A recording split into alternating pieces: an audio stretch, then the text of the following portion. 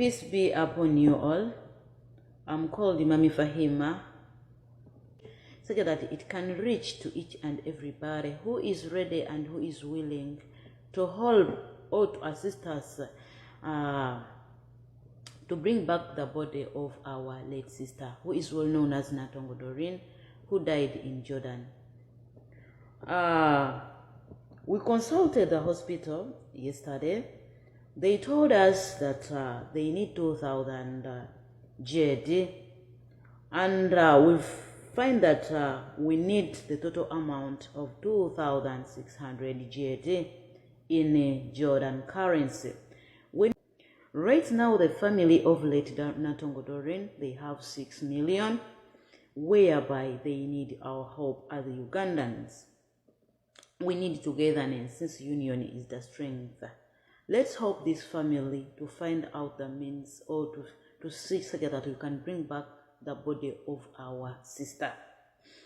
If you know that you are ready to help us, I'm just begging you, please, just send the money on this number, which is 0786 05 4797 or 0757 86 70 95. The Ugandan code, it is +256.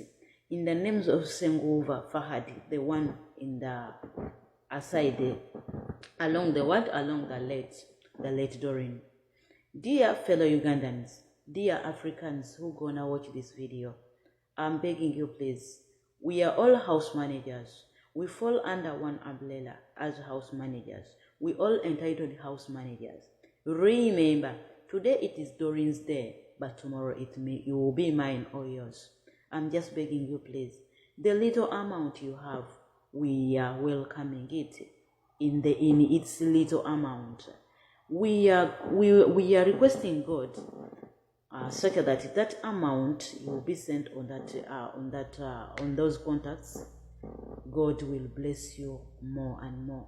We are doing this as brothers and sisters because we are all having a red color of blood, which shows brotherhood, such that our sister's body can go back to Uganda or come back to its origin, such that she can rest in eternal peace where she came from. Please share the video. As you share, may God bless you, and as you give us hope. Fenna kala tumanyitegeeza okufiira ku mawanga ate kinene nnyo naddala singa osangibwa nga okyayinza okuziikibwa ku ddungu.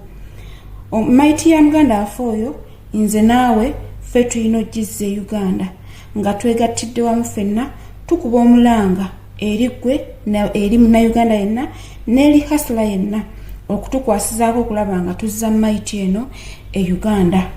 Nantongo Doreen okutuuka e Uganda kyetaagisa GD 2,260 ze miliyoni 14 kitundu. Emiliyoni 10 zigenda kukola ku kutambuza ye nga ye, omugenzi nga ye, na buli kimu okumuteekateeka n'omutuusa e Uganda. Miliyoni 4.3 kitundu za muntu agenda okutambulira ku maiti. Wetwogerera kati waliwo miliyoni 6. Kitegeeza nti ssente ezisigadde zigenda kuva mu nze naawe agali awamu ge galuma ennyama. Leero kiri wa Nantongo, enkya kiri wa mulala, tuyimirire wamu. Bw'oba ng'osobola okubaako ky'oyamba, ennamba eri 0786 05 47 97 0786 05 47 97. Endala eri 0757 86 7 95 0757 86 7 95. Izi namba ziri manyaga nsingivu Fahadi. Bambi kola Munnayuganda wenna tambuza video eno esobola okutuuka ku muntu yenna ayinza otuyambako, tusobole okuzza Munnayuganda munnaffe aziikibwe nga abalala bonna, naye omwana we wayinza okutuuka n'agenda n'amulimako. Ngambye leero kiri wa Nantongo, enkya kiri wa mulala. Okufa tebakweteekateekera, titwandibale twateekateeka dda. Nkukoola mukwano, vaayo tuyambe tulabe nga muganda waffe addizibwa ku butaka. okufasa ekiriba kya ttaka mpaawo atali kyambala.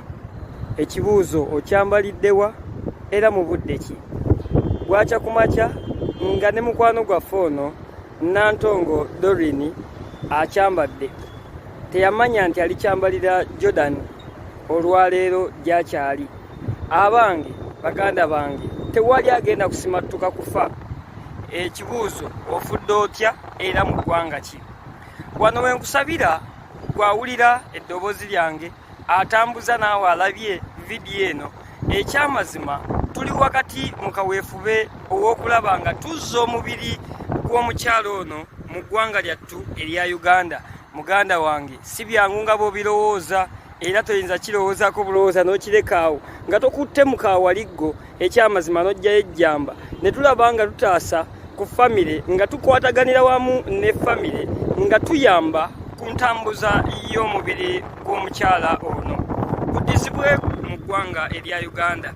Baganda bange wano wenviirayo neefukamira ku maviivi gange ag'omutima. Ekyamazima nga nsaba alinamu ku ssente. Ekyamazima tetusosola yadde 10 tukyagala, yadde 2, 3, 4, 5, 10, akakadde zonna tuzeetaaga kubanga tuli mu kaweefube ow'okulaba nga tukuŋŋaanya essente. Abange tuli wakati w'okunoonya ssente emiliyoni 14 ez'e Uganda. Ekyamazima ze jeddi 2016 bw'okompeyalinga mu zeeka ze miliyoni 14. Abooluganda tuyinawo emiliyoni 6 balansi gwe tunoonya. Nsaba n'obuwombeefu ennamba y'essimu gye ŋŋenda okukuwa obeere nga oteekako ezo z'osobodde. Ekyamazima kamu kamu gwe muganda tulabe nga tuzza omukyalo ono ekyamazima mu ggwanga lye abeere ng'aziikibwa ku bijja by'abajjajjaabe. Si kirungi omuntu okuziikibwa ku ekyamazima eno gye yajja okunoonyeza ssente. Eno si kirungi ge mazima. Ekyamazima nange kinkutteko nga bwe kikutte ku ggwe andaba era mpuliriza. Ekyamazima njagala owulirize ennamba eno, njagala ogisome bulungi. Egenda kubanga ekubuulira n'amannya mweri buli kimu obeere ng'okitegeera bulungi. Tulabe nga tutaasa famire ebeere ng'efuna omuntu waayo ono addizibweyo eka. Neeyanza nnyo gwampulirize era sheyalinze ne neeyanza nnyo nammwe mwenna baganda bange benkolagana nabo oba bwe tukwataganye nabo okulaba nga tutaasa tuyamba ku famire okulaba ng'efuna omuntu waayo. Bannange buli kiisa asobola tuyambeko ge mazima. Yes, assalamu alaikum warahmatullahi wabarakatuh. Naye mwasuze mutya mwenna gye muwangalira katusubire nti muli bulungi. Amanya nga bulijjo kyamaani bavandimwe oba Nsengiyumva Fahad z'abatuuseeko. Ogwange leero mulanga mbasaba tukwatagane. Buli muntu yenna bw'oba omanyi nti oli hasola twagala tukwatagane ku nsonga ya mulambo gwa muganda waffe oguli e Jordan. Twasazeewo ne tutuulanga komiti. Twabaddemu Kadama's Voice, Magi, Mama Fayima n'abalala bangi nnyo. Ne tugamba nti tugenda kukola tutya komyawo omulambo gwa muganda waffe yafiire e Jordan. So kye twasazeewo ne tugamba tulina okwekolamu omulimo nga ffe bahasula, nga ffe bankuba kyeyo, tulabike nga tukomyawo omulambo gwa muganda waffe. So ensonga gye twatuuseeko twataddeko ennamba ezigenda okuteekebwako ssente ze twetaaga ssaawa zino. Twabadde twetaaga miliyoni 14.5. So far miliyoni mmeka? Miliyoni 6 nawo omulambo gwa muganda waffe whereby tusigazza ennaku 6 bwe ziggwayo nga tetunafuna ssente ezo omulambo bagenda kuba nga baguziika e Jordan. So mbasaba tukwatagane. Buli muntu yenna alina 10, alina 2, alina 3, alina 4 teeka ku namba zino 0 noti 786 noti 5 4797 oba teeka ku noti 757 86 795. Kitegeera noti 786 noti 5 4797 oba noti 757 86 795. Kyonna ky'olina tambuza vidiyo beereza buli ahasula. Leero kya muganda waffe Doreen, enkya kya mulala. Leero kya muganda waffe Doreen, ekya kyange. So